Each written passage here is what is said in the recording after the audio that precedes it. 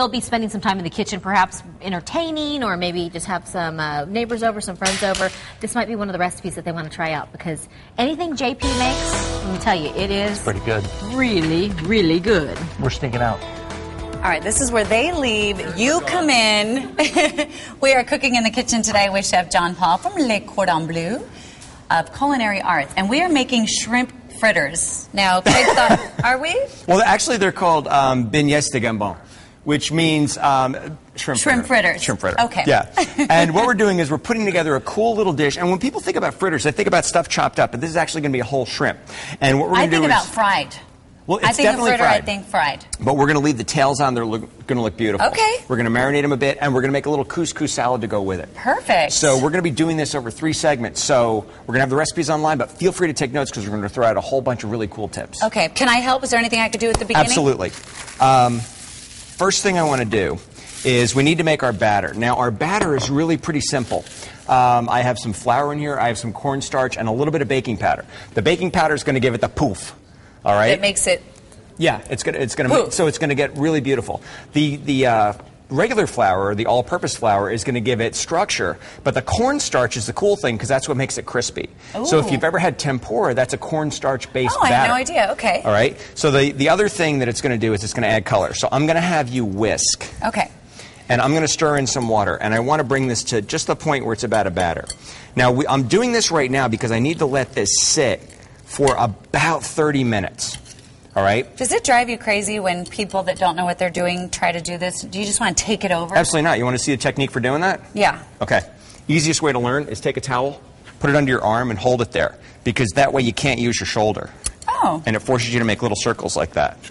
Okay. So that's your cool... I'm going to go woot woot every time there's a cool. Is that how you teach in school? Mm-hmm. You say put a towel under your arm. Yep, and that's how I learned because most of us are used to whisking using our whole arm. Exactly. And you get exhausted.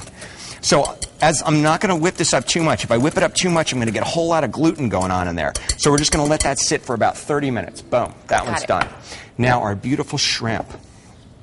Now I'm going to show you how to clean a shrimp real quick. But we're going to marinate this with a little bit of olive oil. If you want to grab that oil that's in that bowl. Alrighty. And we're going to use about a tablespoon of that olive oil in there. And then we're going to squeeze 1 beautiful clove of garlic. All right? Now, when I'm working with a clove of garlic, and this is kind of key, when I peel this off, there's a part in here that I want to get rid of. Why? Well, it's bitter, and that's that little nib on the end right there. All right. So I want to make sure that I cut that off. So this part here, boom, got to go away. Gone. Bye-bye. All right? And if you see the green, every now and then you'll see garlic with a little green stem running through. Mm-hmm. Cut it in half and remove that green, because that's bitter also. Okay. All right? So what I'm going to have you do is I'm going to have you take a little bit of basil. Take 1 basil leaf. I just got a basil plant at home. And I want you to just rip it up. And we're going to throw it in there. So super fine, as fine as you can. We have about a minute left. Okay, then we're going to crush that. Okay. In that minute, I'm going to show you how to peel shrimp. Now, come in. Can you come close for this? This is awesome. Come here. Awesome.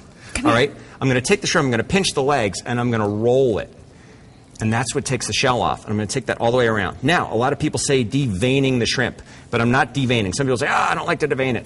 You do need to devein it because it's not a vein, it's the intestine. I thought it was poop. Well, that's what's in the intestine. Oh. I was going to say poop, but I thought that would be inappropriate. So thanks for breaking the All right. This is the vein down here. That's the central nervous system, but we can leave that in. So I'm going to put that in. We're leaving the central nervous system in the shrimp. Which is fine. It's like the little spine on the shrimp. That's fine. All right, and then I'm going to take this guy, cut him open, do the same thing again. Okay. And do a little search and destroy, and he's nice and clean. Search and destroy. All right. Okay. I want you to crush this garlic in there. All right.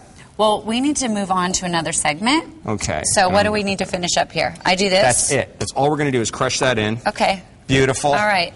We're good. And we're going to let that marinate. We're going to let our batter hang out. And then when we come back, we're going to show you how to make this really cool Cous Cous salad. And we're going to make the sauce. And then the last segment, it's all coming together. It's going to come together. We're going to eat it. All right. All right. Thank you very much.